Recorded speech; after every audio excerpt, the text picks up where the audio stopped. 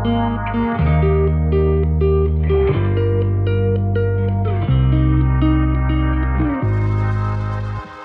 do you really need in a tiny home as far as your kitchen goes?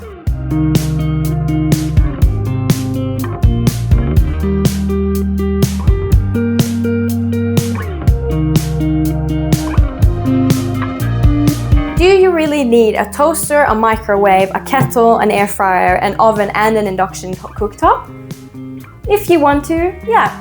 If you use them all day, go through your day-to-day life and think about, how do I like to make my meals and what things do I use for that? You don't really need an oven these days, especially if you are 1 to 2 people, you can get by with an air fryer for most things. The oven is more if you are a baker and if you like doing your roast meals and all that, I'm not gonna take the oven away from you. What's more important to me? Do I chop everything up and ferment my food?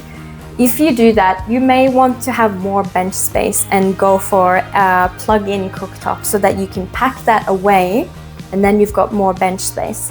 This can actually be your solution for a lot of these other appliances that you find in a kitchen, and it's a massive space saver. Other cool features is this pull-out range hood and space-saving things such as your knife rack, just to get that out of the way. You can do everything you do in a normal kitchen, but you might just want to think like a few steps ahead. If you're doing the dishes, just put them away straight away so you don't feel all this clutter kind of building up on you. It's changing your habits, it's changing just the way you do things and not necessarily limiting you to like not being able to do things. You might also think that everything comes tiny in a tiny home. It doesn't have to be tiny. This is a pretty good sized fridge and freezer. If you want to fit a dishwasher because you just absolutely hate dishes, you can fully put a dishwasher in, but it will limit what else you can fit here. And don't forget, some of your kitchen cookware can replace some of your non-essential appliances.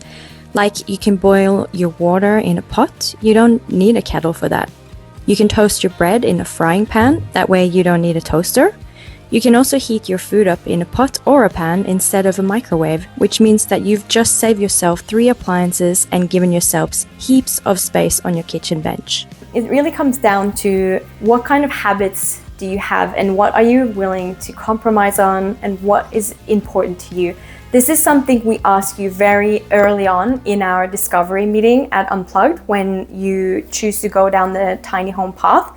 And we will go through this with you and ask a lot of questions like to really figure out what do you actually need and what does your tiny home look like. So this is something we will be guiding you through when you approach us.